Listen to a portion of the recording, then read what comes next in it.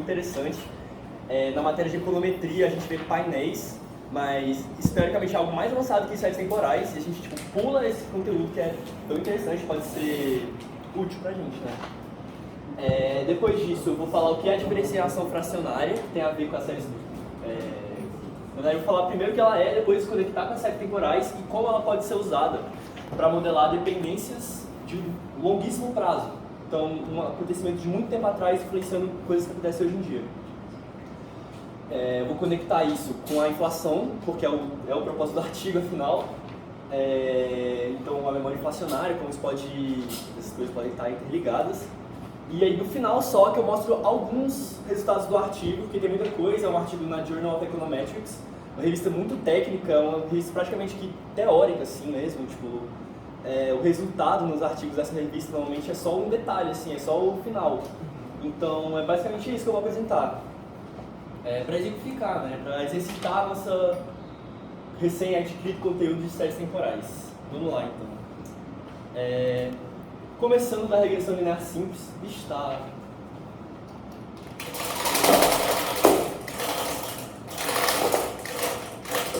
Alguém sabe?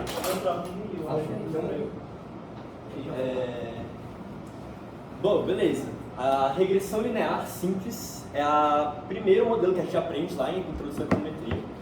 É uma técnica básica de análise preditiva. Ela usa observações, né? Você coleta dados de variáveis que podem influenciar um outcome e usa técnicas estatísticas para modelar esse beta 1 aqui. O objetivo é que com isso, depois de você aprender um conjunto de dados que você observou, você conseguir generalizar isso para quando você for testar outras coisas. Então, depois que você já encontrou os seus parâmetros que encaixam nesse modelo, você vai encontrar um x1 na natureza e esse modelo vai te dar uma aproximação do que seria o valor de y, que é a variável dependente. Um exemplo altura e peso, é o exemplo mais comum, né? Uma pessoa muito alta, normalmente ela vai ser mais pesada. Então, você coleta várias pessoas, de várias pessoas você coleta a altura e o peso, encontra com a estatística, o beta 1 e o beta 0, e depois que você for testar em uma nova pessoa, você multiplica pelo valor que você encontrou, adiciona o valor que você encontrou, e esse é o valor previsto para o peso da pessoa. Y é uma variável independente. Tá errado aqui. O y é uma variável dependente, porque ela depende do x, o y aqui ele depende do x. Aí aqui é os interceptos, a inclinação. A gente vai ver isso melhor na imagem seguinte. Só que tem uma coisa interessante aqui, que tem esse erro aqui, né, o termo de erro. Isso é o que você não consegue prever. Uma hipótese da regressão linear simples é que ele é normalmente distribuído, ou seja, ele tem aquela densidade normal que a gente distribui em PL. E essa hipótese em específico ela é muito importante para a previsão e lá na frente ela vai aparecer de novo. A gente vai ter que fazer algumas coisas, algumas diferenciações para forçar a série a ter um erro normal, para a gente conseguir prever melhor o que está acontecendo. Vamos lá então, próximo. Aqui, quando você tem uma regressão linear simples, você tem os pontos de dados no plano, então aqui é um valor de x, né? O valor de x que você quer prever. Você tem esses dados. Esses dados, usando estatística, você vai encontrar essa reta, que ela é determinada pelo beta 0 e a inclinação beta 1. Não sei se está dando para ler, né? Está dando para ler? Aqui, beleza. Aqui está meio embaçado aqui. Aí, tudo bem.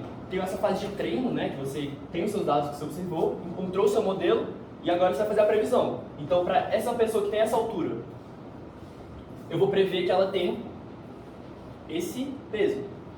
Mas não necessariamente ela vai ter exatamente aquilo, porque eu tenho aquele termo de erro normalmente distribuído que eu tinha assumido.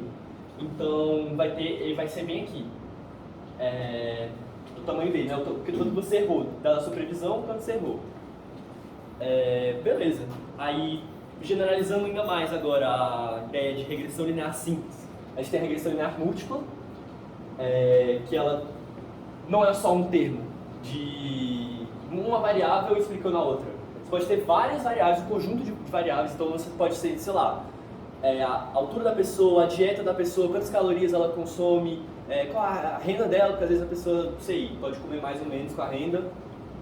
Tudo isso vai depender, né, do que a gente vai encontrar. E quando você tem mais variáveis, pode ajudar a prever melhor a sua, o que você está tentando prever.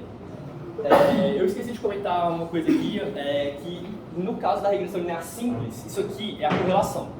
O beta 1 é a correlação entre x e y.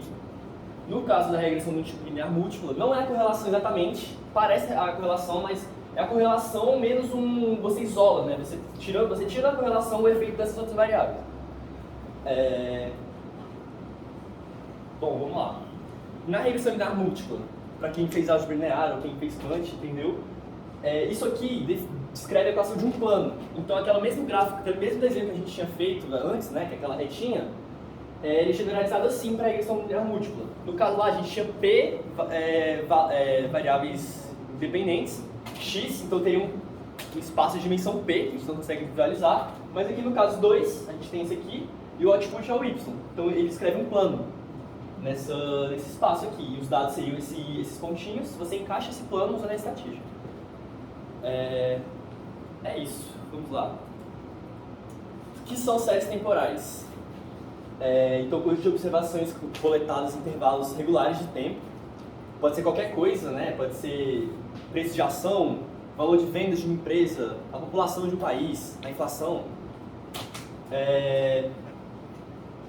E o aspecto-chave é esse, né? Que você não está com várias variáveis diferentes. Você tem uma variável e essa variável está variando em relação ao tempo. Então, ela depende do tempo. Cada momento do tempo você tem um valor diferente para a mesma variável. Então, no período t, qualquer xt, o valor, a notação que a gente usa para descrever ela no período t menos i é quanto aquela variável é hoje, menos i períodos. Então, o xt seria maio de 2023 e xt menos 1 e xt menos 2 seria março, por exemplo. 2 tempos no passado. Primeiro modelo mais simples de séries temporais, modelo autorregressivo. Vocês podem ver aqui que ele parece bastante com a regressão linear simples. Dá para você colocar um termo de intercepto aqui, que seria a média da série, mas assim, isso não interfere, porque subtrair ou somar constantes não está interferindo muito. É um efeito fixo, afinal, para quem fez econo. E é exatamente isso, você está fazendo uma autorregressão, né? O que é uma autorregressão? Você está regredindo um valor, você está tentando prever o valor do período seguinte com o valor do período passado, xt-1. E é um modelo mais simples, né? Você encaixa aquela reta usando estatística, a mesma reta, que a inclinação dela é esse φ aqui, e o valor do período seguinte é o valor anterior. Esse φ aqui também é chamado de autocorrelação da série, que é a correlação dela com ela mesma períodos anteriores.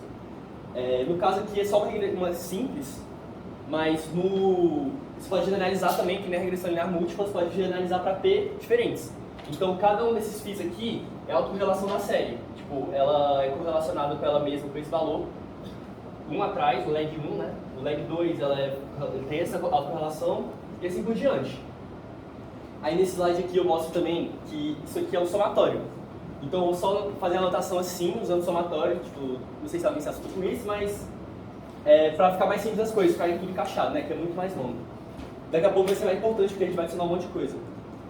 Mas olha, se você colocar, tipo, na regressão do seu x, o x passado, não tem um probleminha de homogeneidade, não? Sim. A própria autorrelação é isso, mas você tem um monte de coisa que você faz, que a gente vai chegar nisso, que é a estacionalidade, para tentar remover essas coisas, né? Ter um poder preditivo melhor. No caso, o modelo AR, ele é muito simples, realmente, assim, eu acho que só num caso construído que você conseguiria usar ele para prever alguma coisa. Assim, você está prevendo um caso construído ou algumas coisas muito simples. Mas tirando isso, assim, outra coisa que vale, eu esqueci de comentar. Tudo que a gente já vê aqui são modelos lineares para série de tempo. E a realidade é que esses modelos já estão ultrapassados. Eles são muito importantes, que a gente vê na econometria, a gente estuda regressão. Até hoje em dia, para previsão, a regressão é ultrapassada. Mas ela é importante por causa da interpretação que você tem nos parâmetros. O modelo de inteligência artificial super complexo, você não consegue ter a interpretação que você tem numa regressão. É muito mais fácil você olhar o valor do parâmetro e ver qual é o efeito dessa variável com essa. Exatamente isso. Tá. Então a mesma coisa acontece nas séries temporais. Tem modelos de inteligência artificial muito complexos, que estão bem distantes disso, Mas é importante saber isso aqui para chegar lá, se alguém quiser trabalhar com isso em algum momento, pesquisar no banco, não sei. Tá. Vamos usar essa notação agora. Bom, próximo modelo de série temporal, modelo MA. Aí é Moving Average em inglês, em português, média móvel. Ele tem essa carinha aqui. Ah, desculpa. Eu vou comentar agora. Eu ia comentar no outro, eu vou comentar agora. Como eu falei, o intercepto aqui ele é relevante para você somar ou subtrair uma constante. Às vezes ele é colocado bem aqui, mas em geral você só subtrai a média e tenta prever o quanto eles estão da média. Assim, a variação é a mesma, né? A variância dele é zero, então a variância do modelo não vai mudar nada. Qual é a diferença dele para o autorregressivo? O autorregressivo, você usa o valor que você observou da série no período anterior para prever ela. Nesse caso aqui, você já está na média, e você tenta prever o quanto você errou em relação à média do período anterior, você usa o valor do período anterior para prever quanto é o valor da série agora. Aí vale comentar também, esse termo edge aqui, eu não comentei na outra, mas ele é determinado de forma simultânea. Então, aqui, você tem esse valor aqui já observado lá, quanto você errou no período anterior, você quer prever o próximo. Você usa ele para prever o próximo multiplicando pelo θ. E depois que você tem o mi e o θ, isso aqui, aí depois disso você determina o erro, quanto você errou, né? Então esses dois aqui são determinados ao mesmo tempo.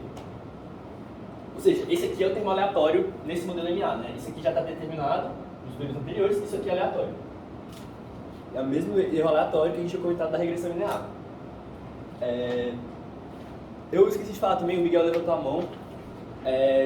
Eu sei que é muito heterogêneo o grupo, tem muita gente de outros lugares também. Então, se alguém tiver uma dúvida, por favor, interrompa. Se alguém quiser uma explicação que eu detalhe melhor alguma coisa, por favor, interrompa. Por favor. Não, então, só já para aproveitar, o epsilon T menos 1 ali funciona como se fosse uma variável independente mesmo. Exatamente. Ele está determinado no período anterior. Uhum. Mas o θ não tem interpretação assim, econômica da mesma forma que uma regressão normal. Então, no caso das séries temporais, o valor do parâmetro ele carrega muito menos informação, né? Você consegue ter uma interpretação menor. Mas a gente vai chegar lá também, o valor dele, o próximo de zero ele está, vai influenciar depois em relação a outros aspectos da série, se ela é estacionária, que isso aí sim tem uma interpretação. Me interrompam e outra coisa também, abrindo parênteses, eu tô pensei em fazer essa aulinha para testar para aprender, exercitar a minha didática. Eu tô querendo realmente aprender a passar um conteúdo, então se alguém tiver algum feedback pode interromper na hora sim, para eu explicar melhor. É isso, vamos pro próximo. Da mesma forma que a gente generaliza o autorregressivo 1 para P valores do passado, a gente faz a mesma coisa para o modelo de média móvel. Então, pode usar o erro que você errou os Q períodos anteriores para prever o quanto vai ser o valor da sua série agora. E da mesma forma aqui tem o erro aleatório, que é só o único parte aleatório desse modelo é isso aqui. Isso aqui, né? Porque isso aqui depende do aleatório. E aqui, novamente, a gente usa a notação de somatório, porque a gente vai somar as coisas e vai ficar muito pesada a notação. Aquilo que eu falei no início, gente, não se assuste com a notação, é só notação. O importante é a compreensão que você está tendo do assunto.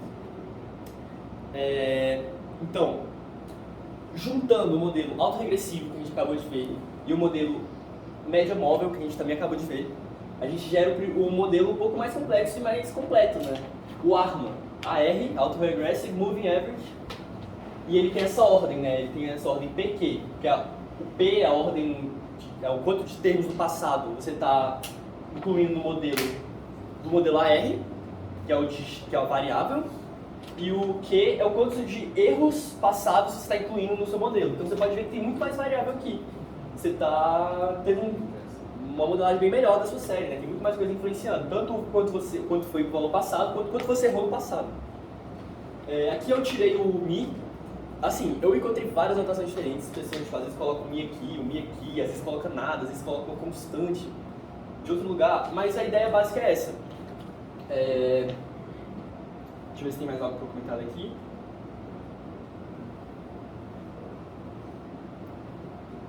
Acredito que Não, vamos para a estacionariedade. Esse aqui é o conceito-chave que a gente está... Por que a gente quer chegar na diferenciação fracionária? Né? Por causa da estacionariedade. Uma série estacionária, ela tem... Todos os parâmetros dela, eles são constantes no tempo. Então é muito mais fácil de prever. O que eu descrevi aqui? Exatamente, são as suas prioridades estatísticas, a média, a variância e a autorrelação, que é aquela autorrelação, a gente lembra da autorrelação, ela é importante. Que é o parâmetro, que é isso aqui, né? Só voltando. Esse valor aqui, isso aqui é a autorrelação. O período anterior é a autorrelação dele. E para cada período anterior vai ter uma autorrelação. Então todos eles são constantes ao longo do decorrer do tempo. Isso é uma série estacionária, a gente vai ver uma imagem aqui que representa melhor. E aí, se ela não é estacionária, você tem técnicas de diferenciação que podem ser usadas para tornar ela estacionária, forçar a estacionariedade dela. A gente vai ver também um exemplo disso. Então, isso aqui seria uma série estacionária, perfeita. A gente pode ver que ao longo do tempo vai passando a média é constante e a variância, que é quando ele distor da média, também é constante. Nesse caso aqui, a variância, a banda, ela está sempre igual aqui. Então a variância é constante, mas a média variando com o tempo. Isso aqui não é estacionário, para a média, né? E aqui nenhum dos dois é estacionário. Ah não, desculpa, a média é estacionária, mas a variância não é estacionária. A variância ela não é constante no tempo. Então, só para entender melhor o que é a estacionalidade, né? Então a gente quer séries assim, porque é muito mais fácil de prever séries assim. Por quê? Os erros desse tipo de séries estacionárias são normalmente distribuídos. Quando a gente tem a distribuição normal, pode ter um monte de hipóteses a mais, um monte de pressupostos, um monte de modelagem diferente, nova, que fica bem legal. Vamos lá. Aqui é um exemplo, né? A gente tem a série de preços da Apple, período 2018 até 2019, só um ano. E aqui é o preço, né? Ele vai de 160 até 220. Então bem aqui no 200, a gente vê que tem muitos valores. Vai ficar muitas vezes aqui no 200. Então aqui o 200, tem muitos valores. Também aqui no 180 e tal. Só que assim, os valores dessa série é um barulho aqui, não tem a ver nada aqui, né? Não tem nenhum padrão. Mas se você aplicar a primeira diferença, ou seja, a gente não está modelando mais o valor o preço da Apple. A gente está pegando o valor da Apple e subtraindo o valor anterior do preço da Apple. A gente vê que a série ela aparenta estacionária e os erros são o quê? Sugerem uma distribuição normal. Então, muito melhor para a gente prever. Essa é a importância da diferenciação, mas depois eu vou comentar. Tá? Mais uma notação, isso aqui vai ser importante para quando a gente chegar na diferenciação fracionária. De novo, isso aqui é só notação, gente, então não se assuste. Um operador, o operador lag, né? Você tirar o L de x de t, o resultado é o período anterior. Você aplicar o L uma vez, o lag uma vez, é o período anterior. Se aplicar o lag duas vezes, 2 períodos anteriores. Se aplicar o lag p vezes, p períodos anteriores.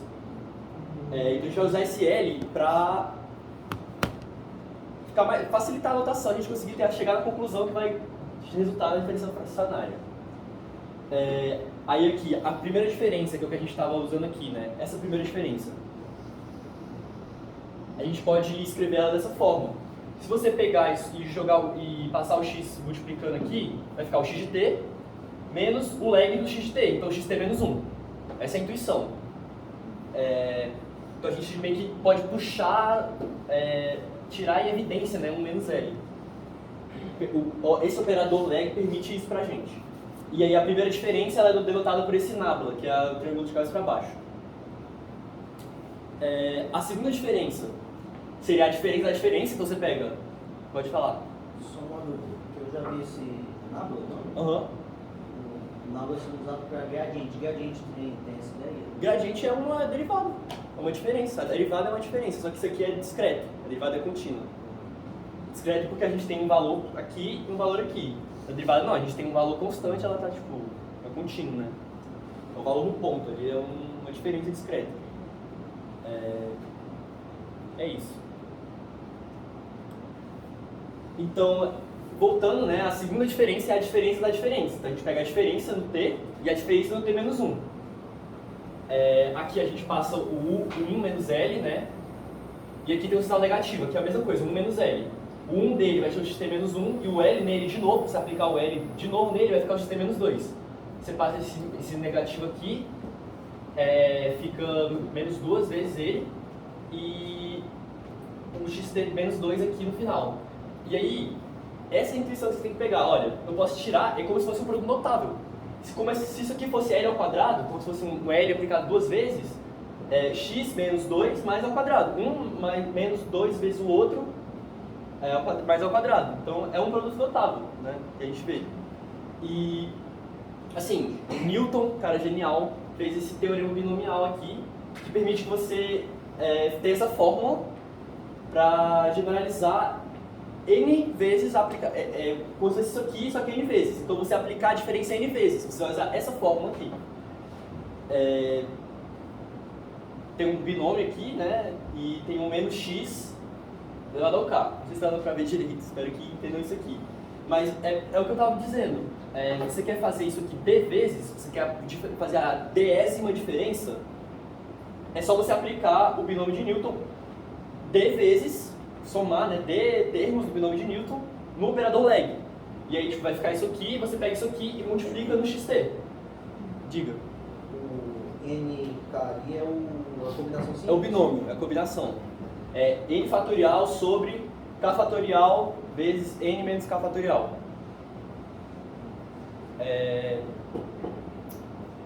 Aí é isso, né? O interessante é você usar esse L aqui como se fosse uma variável, mas na verdade ele é um operador. E ele funciona assim, ele realmente funciona dessa forma. Então se você usar d termos, d diferenças, né, a désima diferença, você vai ter isso aqui. Isso aqui assemelha, né, é um binômio, isso aqui, o binômio é isso aqui. Esse binômio aqui é esse valor aqui. Mas depois de manipular. Aí tem o valor alternando, né, mais, menos e etc. Aqui chegaria até o d, né. Deixa eu ver se tem mais algo. Então, é isso, gente, isso é só anotação. Vai ser importante para depois. Beleza. O último modelo linear que a gente vai ver, que é ensinado nos currículos básicos, assim, de séries temporais, tipo a matéria do Manuel, que provavelmente tem alguém que está fazendo, é o modelo ARIMA. O que ele é? É o modelo ARMA, ou seja, autorregressivo, moving average. Só que, em vez de você estar prevendo, que nem aqui, a gente estava prevendo o quê? A gente estava prevendo o valor da série, no período T. Agora, a gente está prevendo a désima diferença da série no período T. Por que a gente faz isso? Para tentar encontrar a estacionariedade. Porque isso aqui tem muito mais chance de ser estacionário do que o anterior. Aí aqui também, né, no xt, no caso, ele também vai ser a désima diferença. Nós temos que usar a désima diferença para modelar a désima diferença. E é nisso aqui, nesse modelo, que entra a nossa adição, que não é ensinada normalmente, que é uma coisa nova, que é da década de 90, que foi criada. Esses modelos ARIMA, eles são da década de 60, mais ou menos. Mas na década de 90 teve esse modelo ARFIMA, que é o que está no título do artigo. Ele vai mexer nesse D aqui. Diga. Era meio que isso que eu ia perguntar. Como você sabe qual é o D? Então, isso é interessante também. Na década de 60, teve dois pesquisadores muito fodas, muito inteligentes, chamados Box e Jenkins. Eles fundamentaram isso aqui, tudo foi basicamente eles. Eu acho que a formulação dos modelos em si não, mas eles criaram todo um ferramental, uma série de testes, uma série de coisas que você precisa garantir para escolher, né? Escolher, porque é difícil, né? Você vai, tipo, tirar da cabeça o P, o Q e o D. Então, recomendo que faça a matéria para ver a fundo. Mas saibam que, assim, eu me propus também a não entrar muito nos pormenores estatísticos, dos testes, nas estimações, porque senão ia ficar muito maçante. Mas existe uma série de métodos para descobrir tudo isso. No caso do D, você diferencia uma vez. Se está estacionário, tem um teste para ver se está estacionário. Se está estacionário, tudo bem. Se não está ainda, de novo. Se não está ainda, de novo. Então, você vai fazendo isso até ele ficar estacionário. Vai forçando a estacionalidade mesmo nele. E é aqui que vai entrar a nossa diferenciação fracionária. Mas eu vou falar disso depois. Então, terminamos a parte de ciclo básico de séries temporais, né? Lá na matéria do manual você vai ver muito mais coisa, infinitamente mais coisa. Se você quiser fazer na estatística também, a estatística tem uma matéria de séries temporais, vai ver muito mais coisa. Mas a visão geral é essa, né? O importante é você pegar isso. Você quer usar valores anteriores da série para prever ela, valores anteriores do erro da série para prever ela, e você pode diferenciar ela para garantir que a estacionalidade que melhora a previsão por causa da normalidade. Essa é a visão.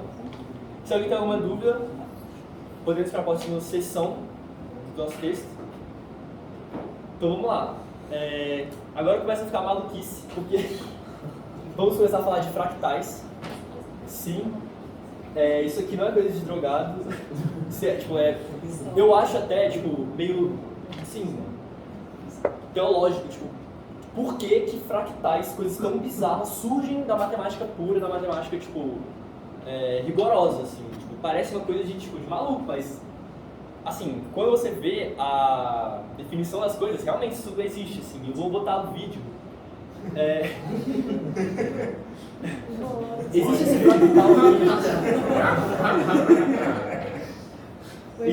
Existe esse fractal. Não, é 15 segundos, relaxa.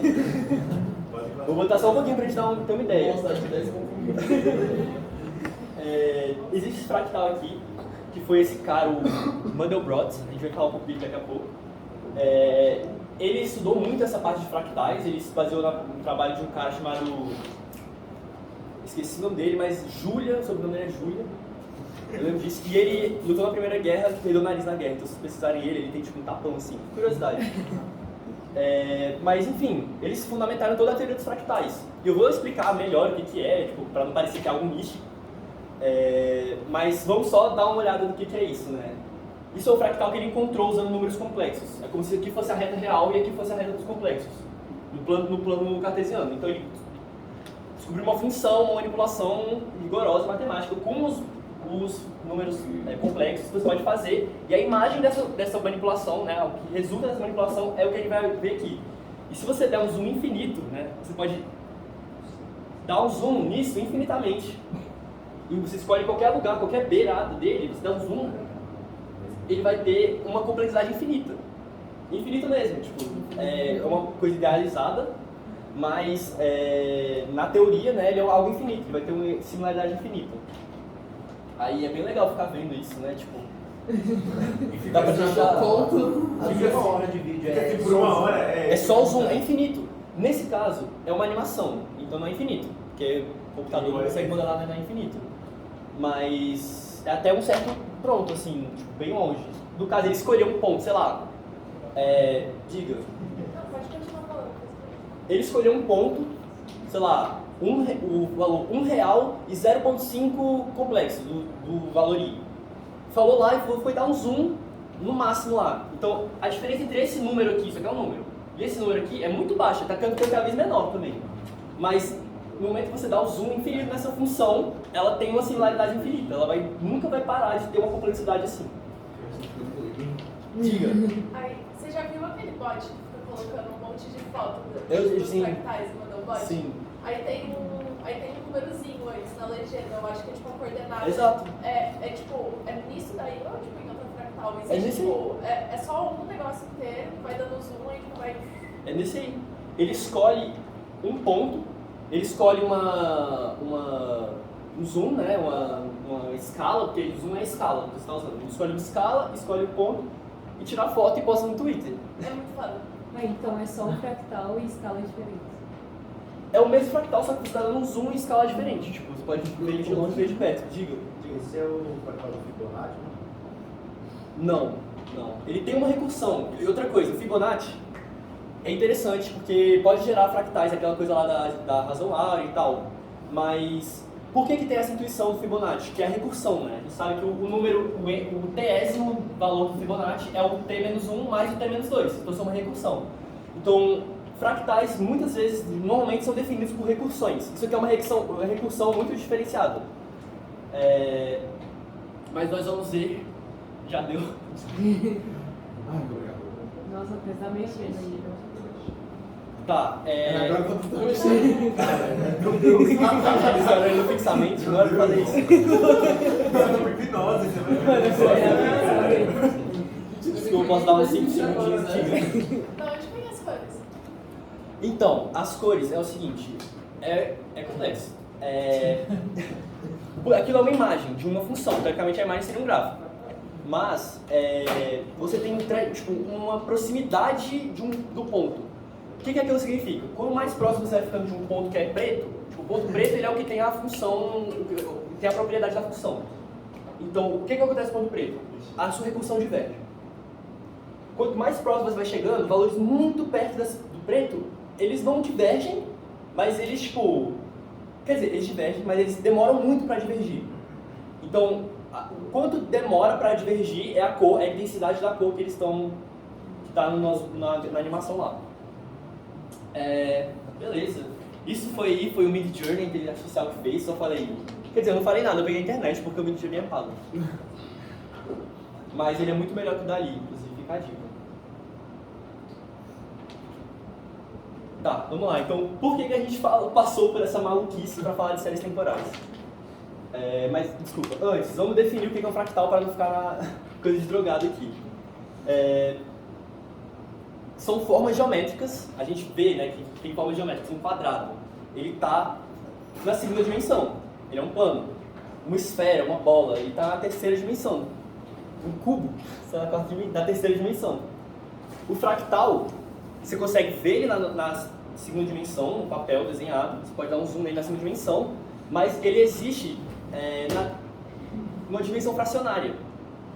Essa é a formalização que acontece. Para você conseguir descrever objetos que têm um perímetro infinito, porque você calcular o perímetro de um fractal infinito, ele tem uma similaridade infinita, né? Você vai estar somando coisas pequenas.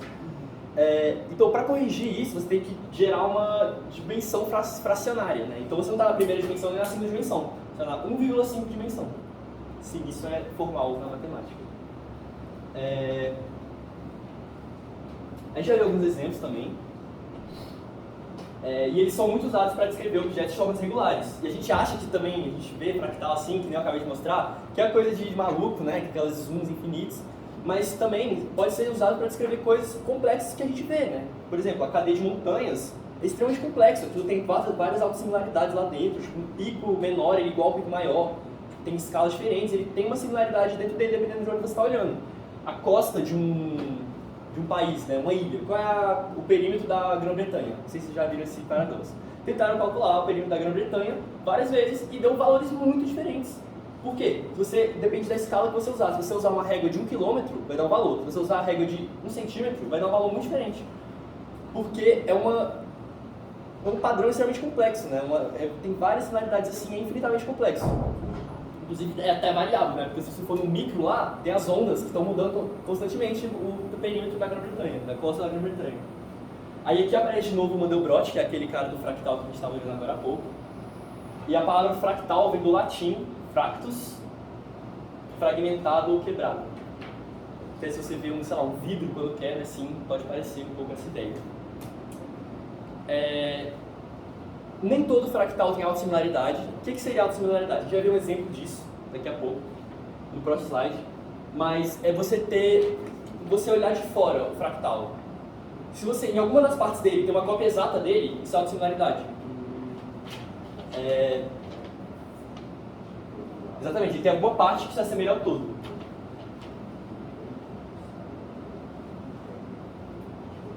E, no caso do Mandelbrot, pode continuar indefinidamente. Então, independente do quanto de zoom você der lá dentro, vai ter uma autossimilaridade lá dentro. Inclusive, o Mandelbrot tem cópias do Mandelbrot dentro dele. Tipo, em um daqueles lugarzinhos tem cópias dele mesmo.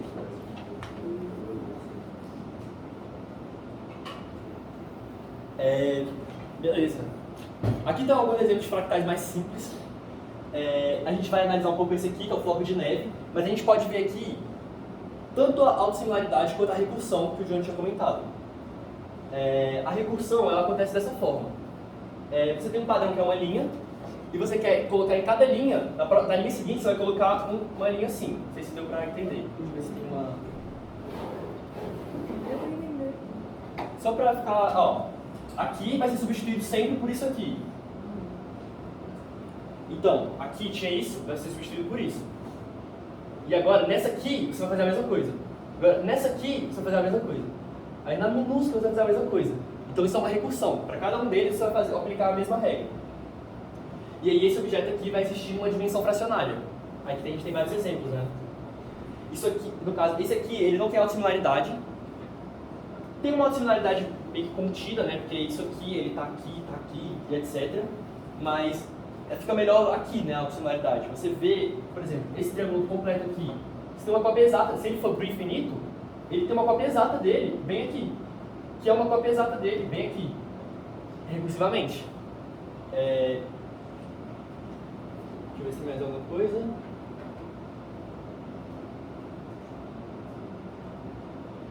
Então, a dimensão fractal, que é essa medida aí de complexidade do fractal, a dimensão que ele está é quão complexo ele é.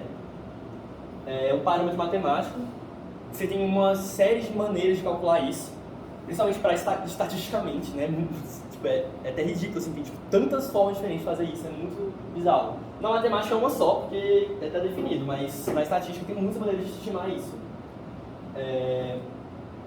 Aí, no caso, esse aqui, curva do floco de neve, que a gente vai olhar, é a mesma que a gente estava olhando aqui, é o segundo, esse aqui.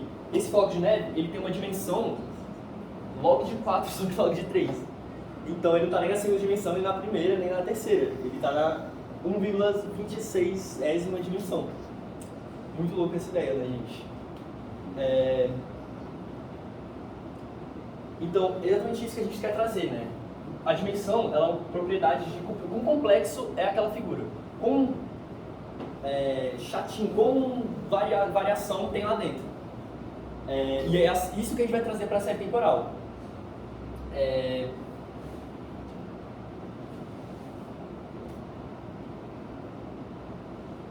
Vamos trazer agora para a série temporal, né?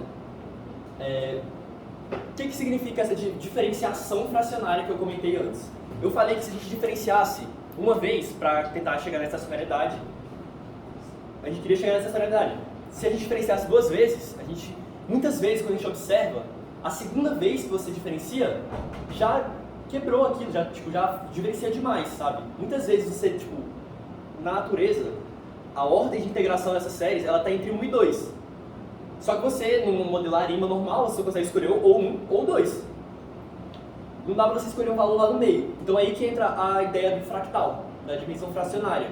Você não vai diferenciar ela uma vez ou 2 vezes, você vai diferenciar 1,26 vezes.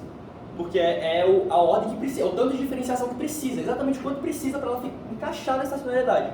Você conseguir prever melhor ainda os seus erros.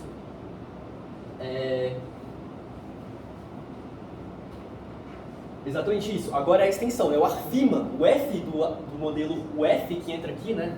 É o Fraction Integration, a integração fracionária. E aí que eu falei, como você pode escolher um valor entre 1 e 2, provavelmente, entre 0 e 1 e também entre 1 e 2, permite uma abordagem mais flexível, né? Então você consegue medir exatamente quanto você precisa para aplicar de diferenciação na série que você vai prever, para ela ficar estacionária.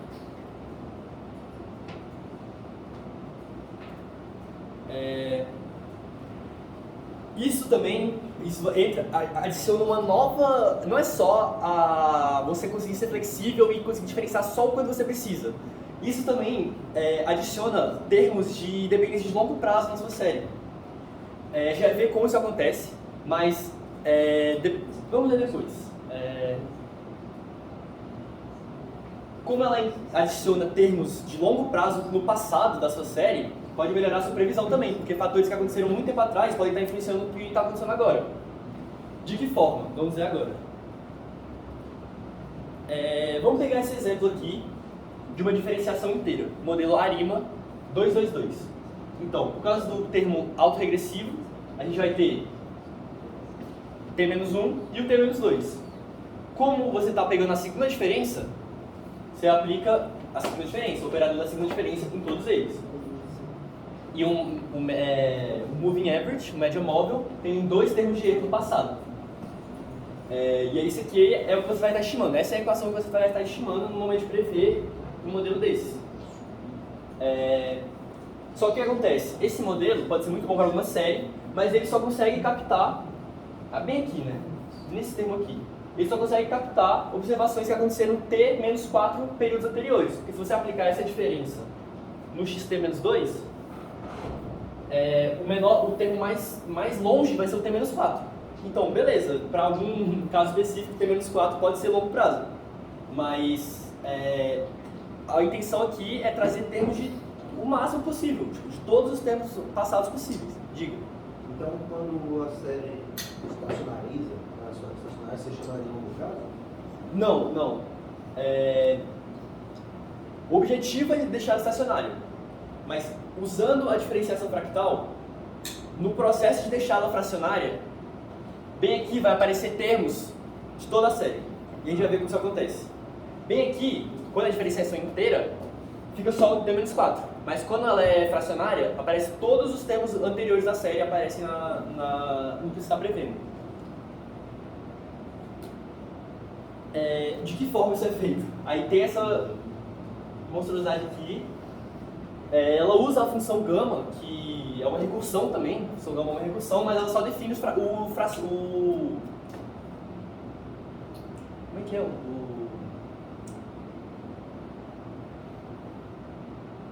como é que é? A exclamação, eu esqueci o nome. Fatorial, exatamente. Ele é uma extensão do fatorial para valores não inteiros. Normalmente o fatorial, que é o exclamação, você pode calcular só para valor inteiro. 1, 2, 3, tal. A gama não. A função gama está definida para qualquer valor. Pi tem gama de pi, se você quiser. Então fatorial de pi. Aí assim, você usa dessa forma, eu não vou entrar nos detalhes, mas o que a gente precisa tirar disso aqui é o seguinte. Esse aqui é a notação que a gente estava usando para désima diferença antes, né? Inteira. Ou seja, você vai ter D termos anteriores da sua série. Nesse caso, não. Você tem infinitos termos anteriores. Então, que nem eu disse, todos os lags anteriores da sua série vão estar presentes no que você está prevendo, na diferença. De que forma, né? Ele vai ter esse peso, né? Isso aqui está indo para zero, então termos que estão muito longe vai ter um valor alto de K, e isso aqui vai estar muito próximo de zero. A gente vai ver isso melhor. Mas os termos mais próximos do atual vão ter um peso maior, termos mais antigos vão ter um peso menor. E você não vai estar modelando tipo, a segunda diferença.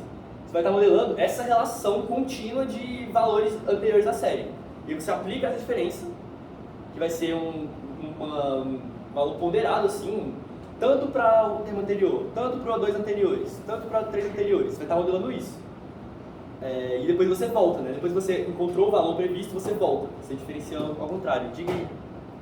Cara, mas como o computador consegue fazer isso? Porque isso daí você está trabalhando com um sistema contínuo. Então, o computador não é contínuo. É discreto. Não é contínuo. Tipo, a diferença é discreta. O lag, ele vai cair, vai ser sempre discreto. Mas não somatório infinito? Então, somatório infinito. Mas o que acontece? O computador, ele fala, depois que está muito próximo de zero, ele para. Ele fala, ok, já está próximo o suficiente. Ele é um erro de arredondamento. O computador tem muito erro de arredondamento, né? E aí é assim que acontece. Então, isso que é importante você entender. Como aparece infinito, isso aqui, para convergir, isso aqui tem que ir para zero. Então, termos lá longe da série, pode estar influenciando o valor atual, mas vai ter um peso bem pequeno. Se for uma explosão que teve uma hiperinflação lá atrás, por mais que o peso seja baixo, vai ter um valor alto. Então, isso vai ter vai ser capaz de afetar um pouco o valor atual. Aqui os valores, não dá para ver, né? Deixa eu ver. Não. Mas eu falei que tem esses pesos, né, que vão acontecendo para cada valor, né? Você vai ter pesos até o infinitésimo termo anterior. Então, esses aqui são os pesos que eu falei. Eu tenho um jeito que vai mostrar melhor aqui. A désima, se você colocar uma diferença fracionária de 0,6, então é 0,6ª diferença da série. Vai ser ela menos 0,6, um anterior, menos 0,12, dois anteriores. Como você pode ver, vai diminuindo cada vez mais, mas está indo até infinito. Então o termo lá longe na série vai estar conseguindo influenciar o valor dela agora. Você está tentando prever. Aí, esse gráfico ele é só como esses pesos variam. Aqui é 1 e aqui é 0. Então, a linha roxa é se você escolher a diferença de 1, a primeira diferença. Então, o valor zero da série, que é isso aqui. Opa. Isso aqui vai ter o peso 1, o valor zero da série vai ter o peso 1. Aí, como é a primeira diferença, né? O segundo valor lagado, o primeiro lag, vai ter o peso menos 1. E aí depois disso, a partir disso, zero. Então, todos os outros pesos aqui são zero, diferente do fracionário. Lá no 1, ele termina aqui. Aqui seria 1, não, desculpa, ele termina aqui. Aqui seria 1, aqui é menos 1, isso aqui é zero. Só que pro fractal ele permite isso, né? Como ele está aqui no meio, aqui são valores diferentes do D. Por exemplo, 0.8, ele dá o D de 0.8 ele vai dar um peso maior para valores mais próximos. O D de 0.2 ele vai dar um peso um pouco maior para valores lá no infinito. Então, valores menores, né, mais próximos de zero, vão estar com uma dependência maior lá do lado de trás.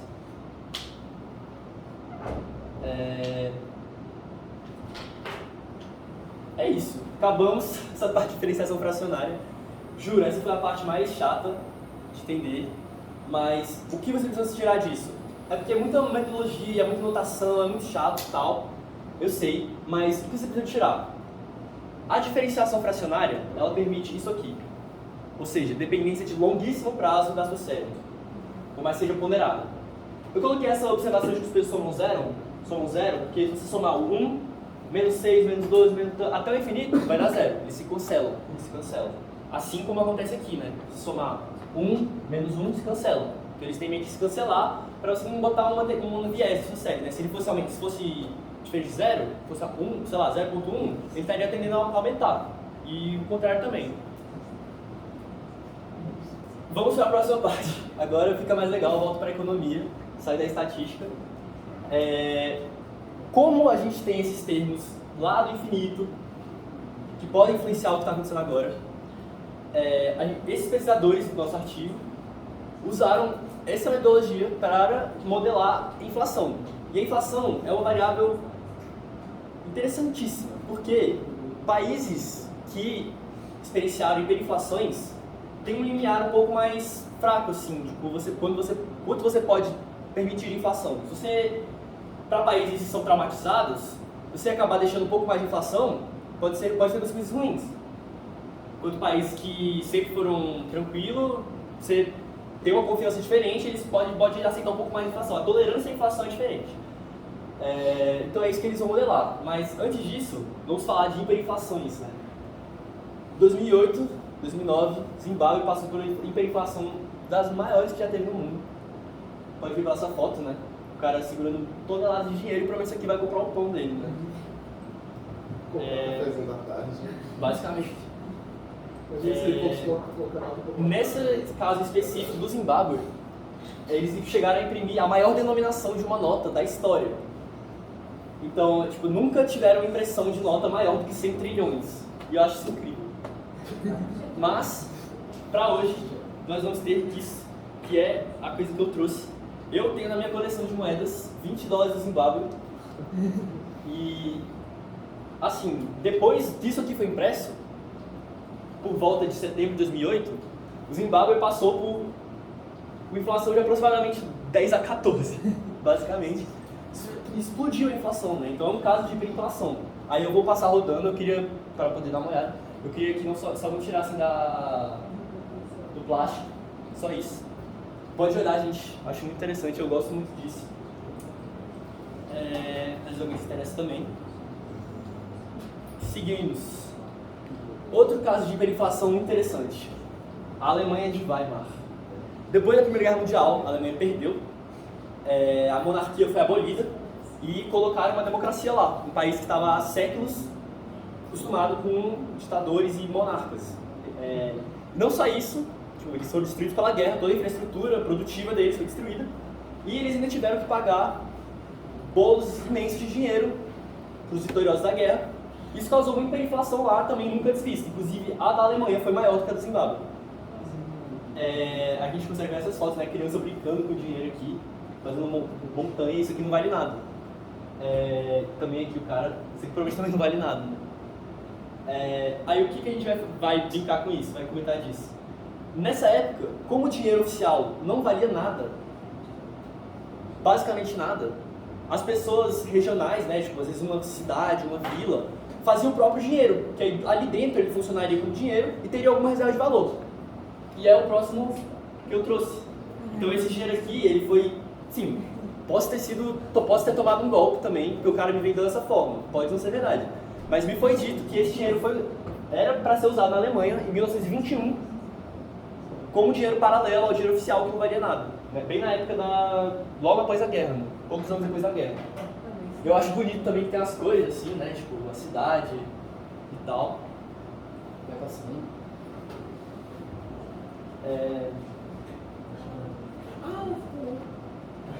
Mais um exemplar da minha coleção. Dinheiro paralelo, né? Usado na Alemanha. Eu acho isso muito interessante, porque, tipo, pô, tem um cara, tipo, do dinheiro tem um cara, velho, no cemitério, um coveiro, tipo, olha que bizarro, sabe? Pra ver a situação, né? Então, Dá pra ver o otimismo que eles estavam lá na época. Aí pode ir dando uma olhada aí.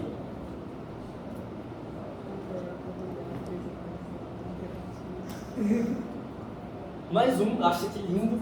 Olha isso, tem tipo um corpo humano e tal. Mas é mais um exemplar aí do dinheiro que era usado. Então, vai passando. Agora entra uma história meio pessoal, assim. A minha mãe perdeu o pai quando ela era muito nova, tudo bem, mas antes de falecer, ele deu pra ela essa nota de presente de alguma coisa, ela não me disse. Tanto que tem isso aqui, né, para a Aninha, minha mãe é a Ana. Aí atrás dessa nota também tem tipo um bilhetinho assim, eu não consegui nem ler direito, e ela tá toda acabada, porque tipo, não foi bem guardada assim, minha mãe até esqueceu, ela guardou tipo uma carta, tava numa carta, né, tipo dinheiro, fez aniversário, alguma coisa assim, e ficou lá muito tempo. Provavelmente ele deu esse dinheiro de mesada pra ela, que a gente dá dinheiro pra criança, R$50, R$20, e provavelmente pouco tempo depois isso já não valia nada, né, então mostra como o Brasil também passou por essa hiperinflação, no caso 1000 cruzeiros, né, vai passando aí.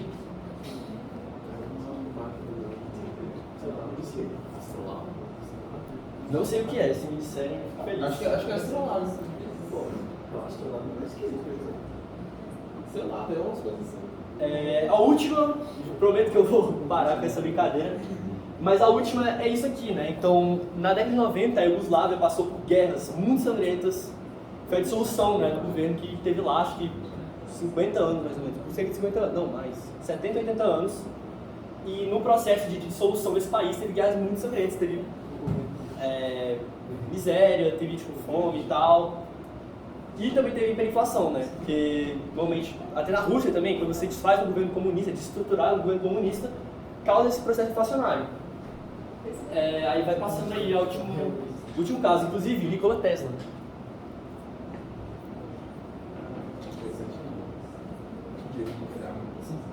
Beleza, acabou a brincadeira. Pode ir passando aí, depois eu recolho, se quiser voltar e tal. Tem alguma pergunta?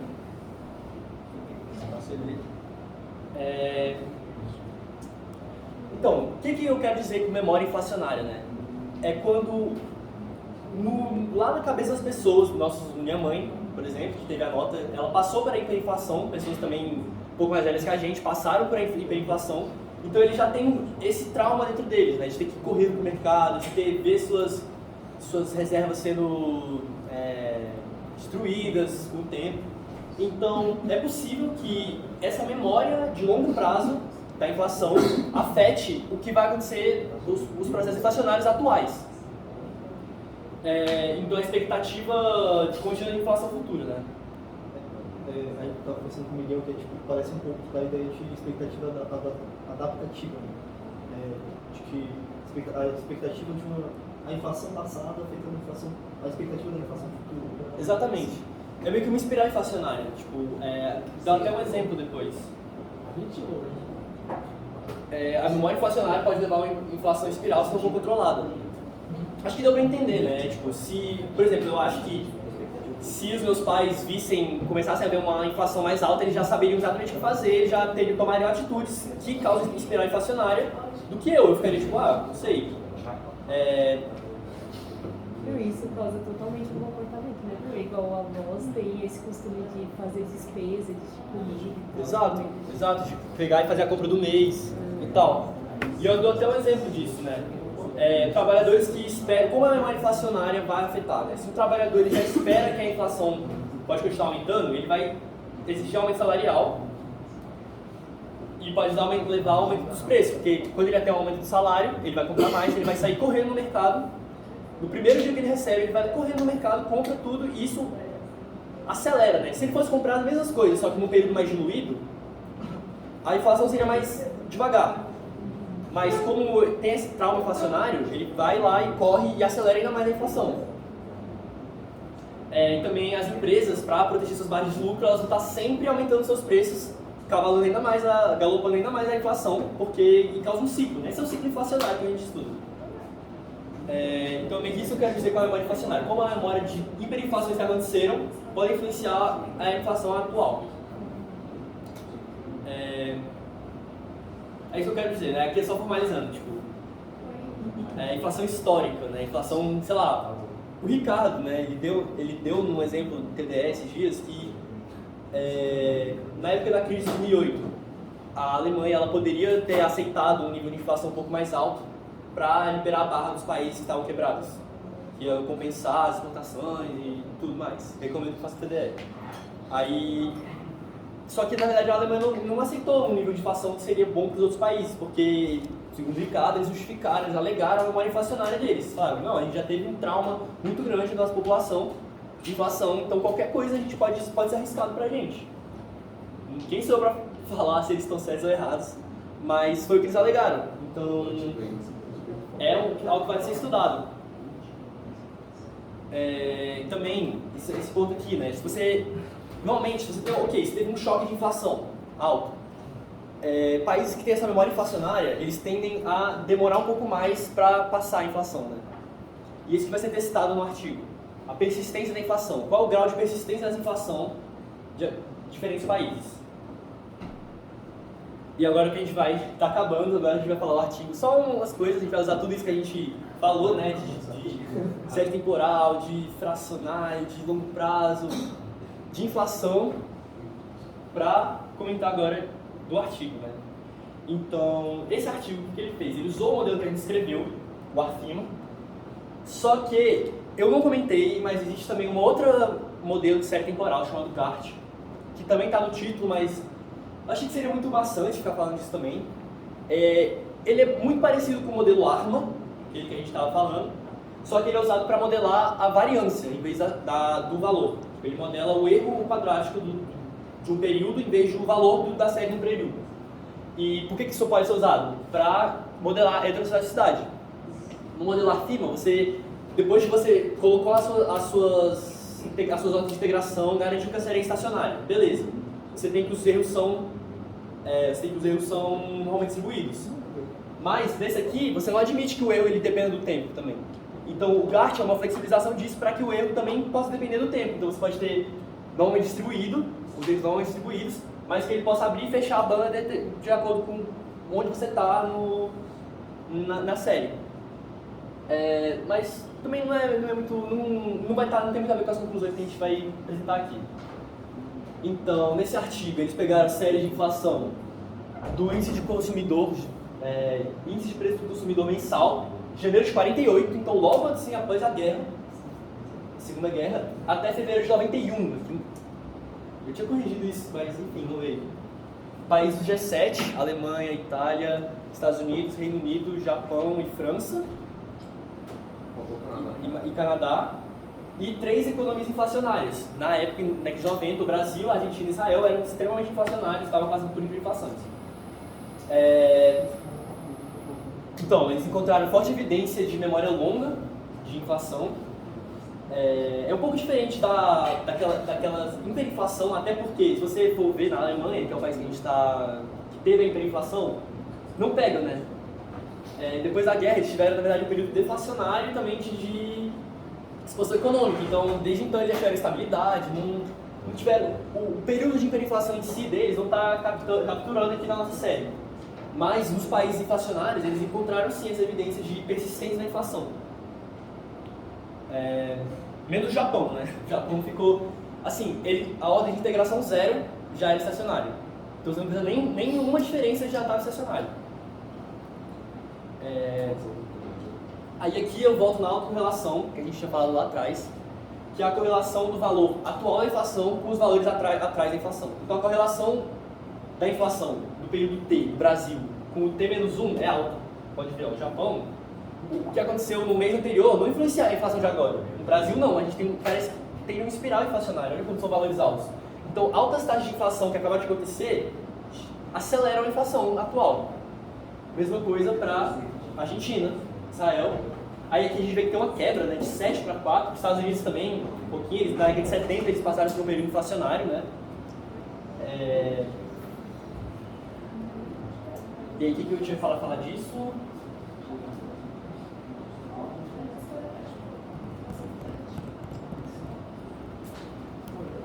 Beleza, isso aqui que é interessante. Gente, aqui a gente vê que tem uma correlação alta, né? Diga. O like 4 significa que ele é o período que a comparação em relação ao intercepto de 4 períodos anteriores, como 4 períodos anteriores vão influenciar agora. Exatamente. Correlação entre os 4 períodos atrás para o que está acontecendo agora. Perdão, qual é o outro período? Oi? Qual é o período que a gente está 48 até 91. Que está errado ali. Então, mas o que a gente quer observar disso? A gente vê que tem uma correlação muito alta. Então, a série não é estacionária. Tem uma outra maneira de você ver as séries estacionárias. Quando você plota uma série estacionária e calcula os lags, né, a autorrelação de uma série estacionária, tudo está bem próximo de zero. Aqui a gente não observa isso, né? Tá tudo bem longe de zero. Só para o Japão, um pouquinho aqui, né? Então o Japão ele parece ser estacionário, mas o resto não. E o que acontece se a gente aplicar a primeira diferença? Eles explodem para o outro lado. Então aí você continua com uma não estacionária, ele continua com uma autorrelação, só que é uma correlação inversa, né? Então, por exemplo, na Itália, vocês têm um valor de inflação muito alto no mês passado, esse mês provavelmente vai ter um valor mais baixo, tipo isso. Mas como a gente pode ver, a primeira diferença, ela diferenciou demais. Então a gente quer um valor ali no meio que consiga captar exatamente que tudo isso aqui fique bem perto de zero. Essa é a intenção da metodologia.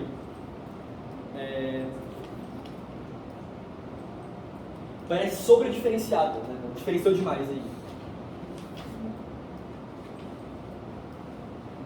Aí o que acontece? Isso aqui é a autorrelação dos... Agora transpôs, né? Estava ali os lags e aqui tá os países, mas agora aqui tá os lags. No caso, isso aqui é a inflação dos Estados Unidos. É a autorrelação da inflação dos Estados Unidos para diferentes valores do parâmetro de diferenciação, né? Então, você fazer uma diferenciação bem pequena, 0,1, ele vai ficar com essa autorrelação. Já é menor do que estava antes. Então, os Estados Unidos estava 4,67. Agora já diminuiu a autorrelação. E você vai fazendo para valores maiores de D, você vê que entre esses dois aqui, ou aqui, provavelmente está perto de zero, né? Aqui está um pouco maior, mas... Eles dizem no artigo que algum valor entre 0,3 e 0,5 é o valor ideal, que vai deixar essa autorrelação próxima de zero e vai causar a série de inflação dos Estados Unidos a ser estacionária.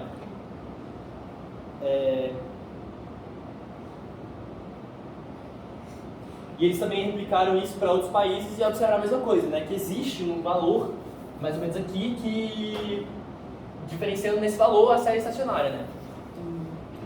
Então, não diferenciar é ruim e diferenciar demais também é ruim.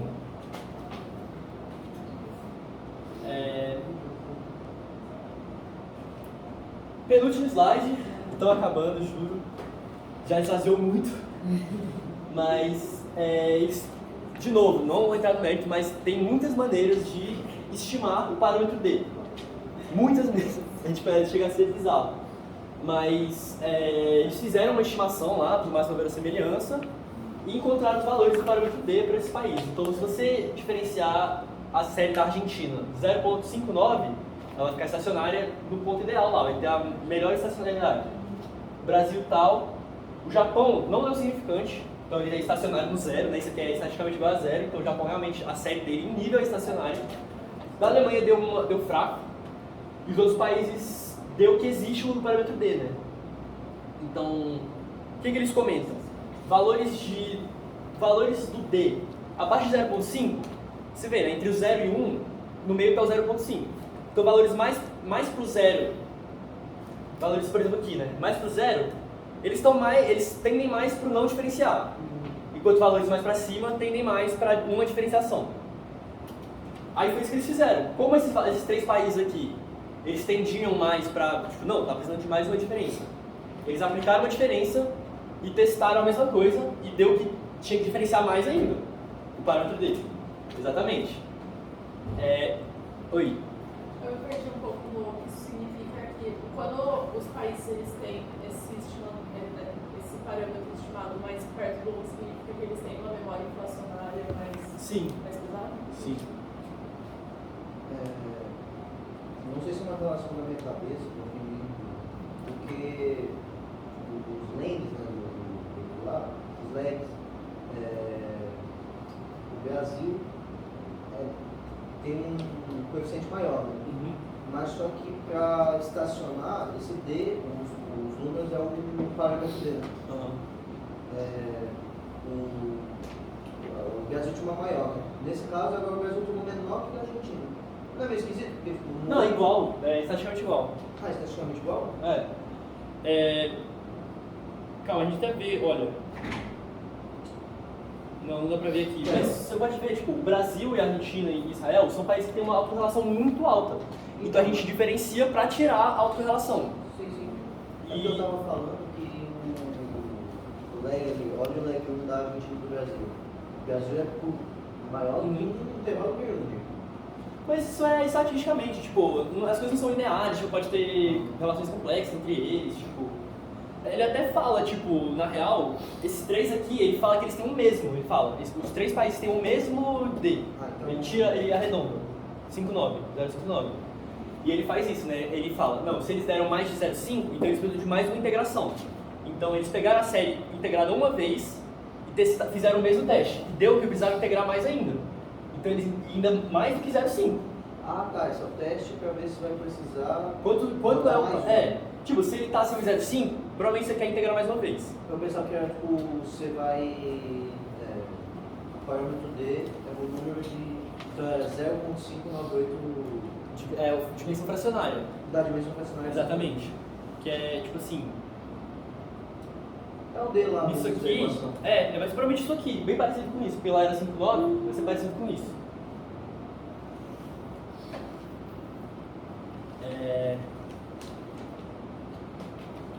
Aí beleza, eles fizeram 2 vezes isso, e aí quando eles fizeram a série 2 vezes integrada, gente, uma série integrada 2 vezes é muito raro, tipo, sério.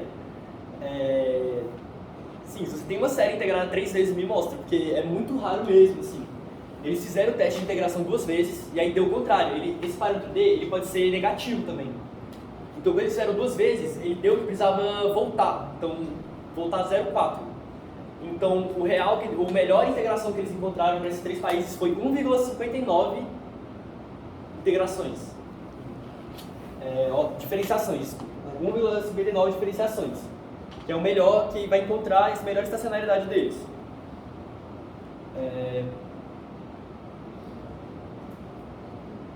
Aí aqui não tem essa memória, e aqui é fraca a memória, né? Isso aqui é a memória realmente, porque, que nem mostra aqui, como ele tem uma alta correlação com valores anteriores, isso aqui vai continuar também, né? Eu cortei, mas isso aqui vai continuar. Então valores antigos estão influenciando bastante o valor atual. Então eles têm uma memória maior do que o Japão. O Japão esquece na hora qual era a inflação antiga, eles não influenciam muito o que está acontecendo lá. Então é isso. Então, eu trouxe uma discussão, uma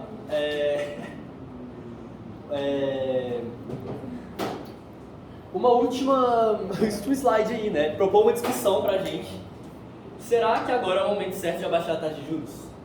Então, o que aconteceu? A gente acabou de passar por um período inflacionário e a gente viu que o Brasil, claro, os dados que a gente observou são de 30 anos atrás, então não está acontecendo. Mas se a gente usar o modelo AFIMA para modelar a inflação hoje, provavelmente os dados de 30 anos atrás vão estar influenciando o que está acontecendo hoje, como a gente tem essa memória inflacionária, né? Evidência.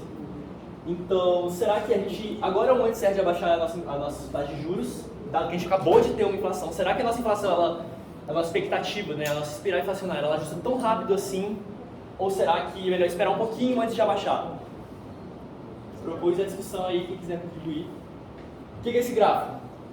O azul aqui é a inflação brasileira dos últimos 10 anos. Aqui é a meta de inflação. a banda, e aqui o vermelho é a projeção Focus. Para os próximos 2 anos. Aí é isso, se alguém quiser falar aí, por favor. Debate, é isso, gente, acabou. Pode falar aí.